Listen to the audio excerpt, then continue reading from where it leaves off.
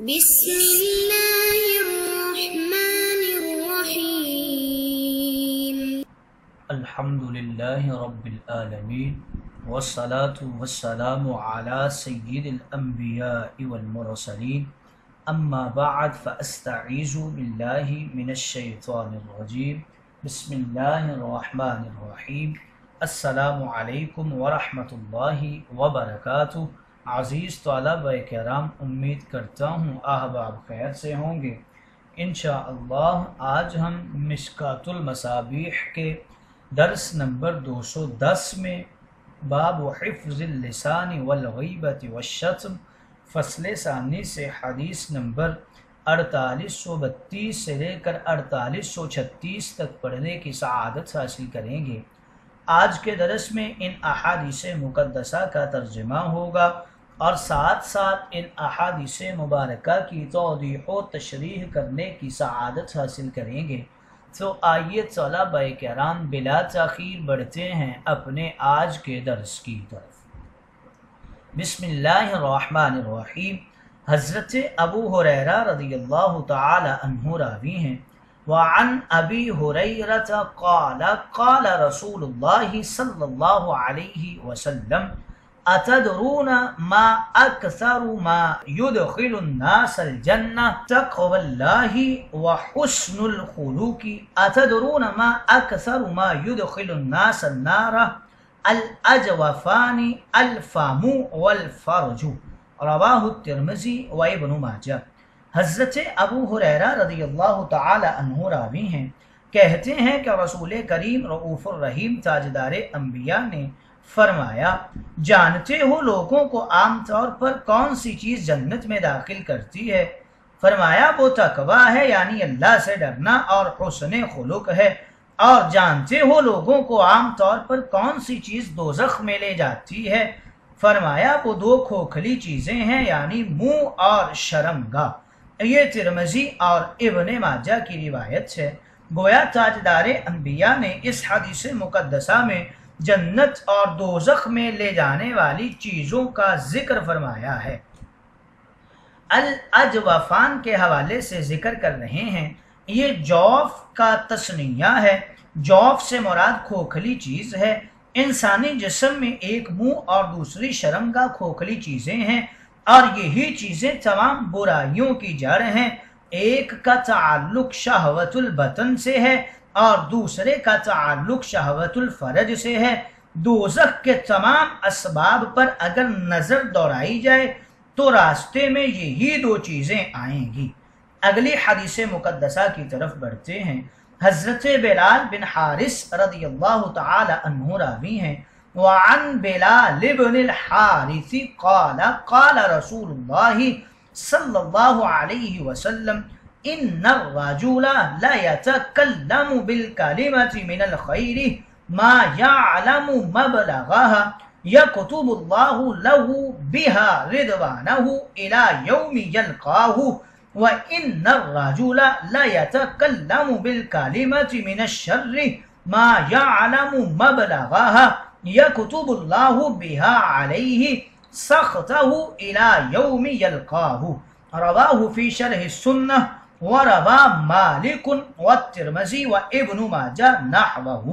حضرت بلال بن حارث رضی اللہ تعالی عنہ راوی ہیں، کہتے ہیں کہ رسول کریم رؤوف الرحیم تاجدار انبیاء رسول مہربان نے ارشاد مقدس فرمایا، انسان کوئی کلمہ خیر اپنی زبان سے نکالتا ہے، وہ اس کی قدر و منزلت سے آگاہ نہیں ہوتا، لیکن اللہ تعالیٰ اسی کلمہ خیر کے بسبب اس کے حق میں اس دن تک کے لیے اپنی خوشنودی کو ثابت کر دیتا ہے جبکہ وہ اللہ تعالیٰ سے ملاقات کر لے.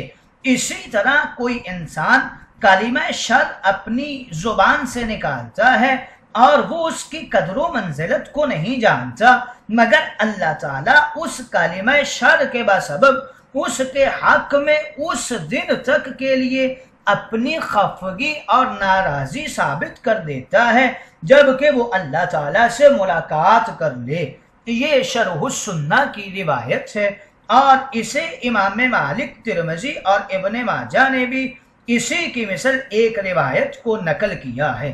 بالکلمۃ من الخیر، یعنی انسانی زبان سے اللہ تعالیٰ کی رضا اور خوشنودی کی جب کوئی بات نکلتی ہے اس کو خود بھی اس بات کی اہمیت معلوم نہیں ہوتی، لیکن اللہ رب العزت کی طرف سے اس شخص کو اس کلمہ کی وجہ سے دنیا میں ایسی خوشنودی حاصل ہو جاتی ہے کہ یہ خوشنودی عالم برزخ اور قبر میں بھی ساتھ رہتی ہے، پھر قبر سے اٹھ کر میدان محشر میں بھی ساتھ رہتی ہے، پھر پل صراط سے گزر کر جنت میں بھی ساتھ رہتی ہے، اور پھر جنت میں اللہ رب العزت سے ملاقات کے وقت یہ خوشنودی ساتھ رہتی ہے۔ اور بے عینی ہی اسی طرح شر کا کلمہ ہے، یہ بھی اللہ تعالیٰ کے غضب کو دعوت دیتا ہے، اور پھر وہ غضب اس طرح کا ہے کہ قبر و برزخ اور پھر محشر و دوزخ میں بھی ساتھ رہتا ہے۔ علماء کرام نے یہ بھی لکھا ہے کہ کلمۃ الخیر سے ظالم بادشاہ کے سامنے کلمہ حق بلند کرنا مراد ہے، اور کلمۃ الشر سے ظالم بادشاہ کے سامنے اس کی تعریف و تائید اور توثیق مراد ہے۔ تاہم حدیث کا مفہوم عام ہے، اس کو اسی طرح عام ہی رکھا جائے تو زیادہ بہتر ہے۔ گویا اس حدیث مقدسہ میں رسول کائنات نے ارشاد فرمایا، زبان یا تو جنت کی کنجی ہے یا دوزخ کی کنجی ہے۔ اگلی حدیث مقدسہ کی طرف بڑھتے ہیں۔ حضرت بہز بن حکیم رضی اللہ تعالی عنہ راوی ہیں، وعن بہز بن حکیم عن ابیہ عن جدیہ قال قال رسول اللہ صلی اللہ علیہ وسلم ویل لمن یحدث فیکذب لیضحک به القوم ویل له رواہ احمد والترمذی وابو داود والدارمی۔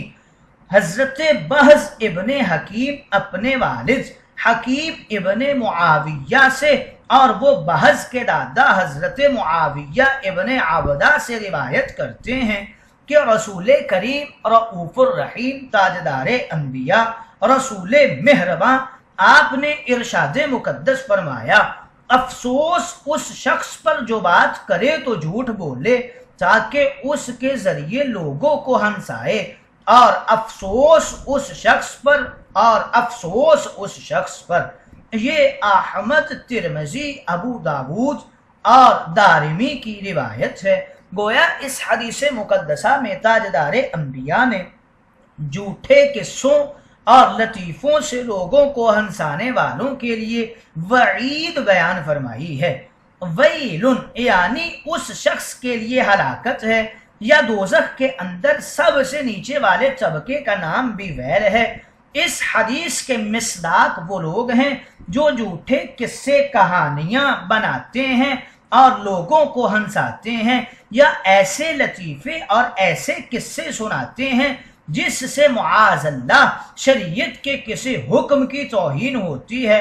اکثر دیکھا گیا ہے کہ بعض مسخرے قسم کے لوگ عام لوگوں کو ہنسانے کے لیے زبان سے کلمہ کفر بھی نکال دیتے ہیں۔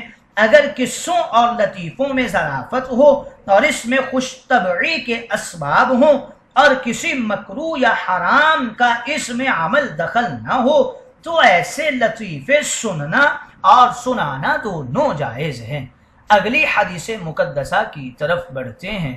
حضرت ابو ہریرہ رضی اللہ تعالی عنہ راوی ہیں، وعن ابی ہریرہ قال قال رسول اللہ صلی اللہ علیہ وسلم ان العبد لا يقول الكلمة لا يقولها الا ليضحك به الناس يهوي بها ابعد مما بين السماء والارض وانه لا يزل عن لسانه اشد مما يزل عن قدمه رواہ البیہقی فی شعاب الایمان۔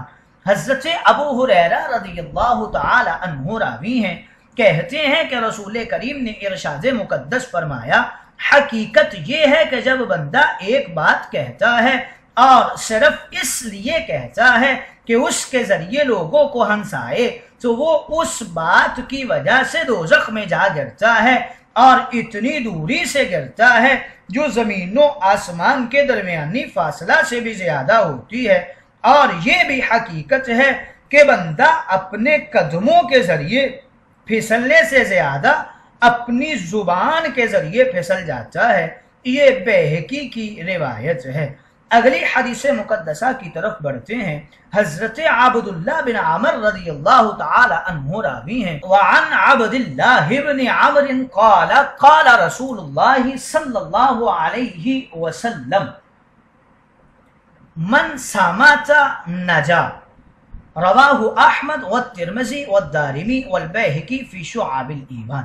حضرت عبداللہ بن عمر رضی اللہ تعالی عنہ راوی ہیں، کہتے ہیں رسول کریم نے فرمایا جو خاموش رہا اس نے نجات پائی۔ یہ احمد، ترمذی، دارمی اور بیہقی کی روایت ہے۔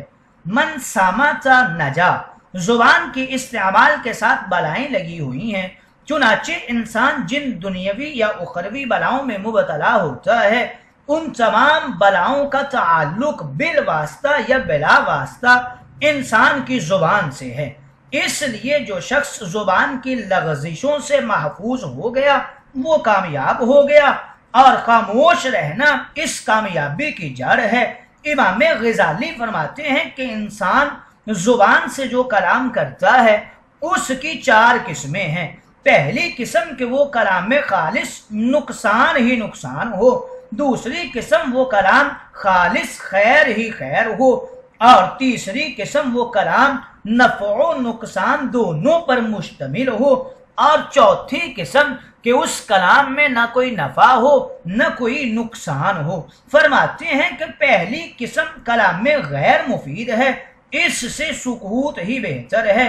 دوسری قسم کلام اچھا اور بہتر ہے، لہذا سکوت سے کلام اچھا ہے۔ تیسری قسم کے کلام سے بچنا افضل ہے کیونکہ فائدہ کے ساتھ نقصان لگا ہوا ہے، اور چوتھی قسم بھی فضولیات میں سے ہے، گناہ نہ بھی ہو پھر بھی زبان کو محفوظ رکھنا چاہیے۔ گویا اس حدیث مقدسہ میں تاجدار انبیاء نے اس بات کی طرف اشارہ فرمایا کہ ایک چپ لاکھ بلا کو ٹال دیتی ہے۔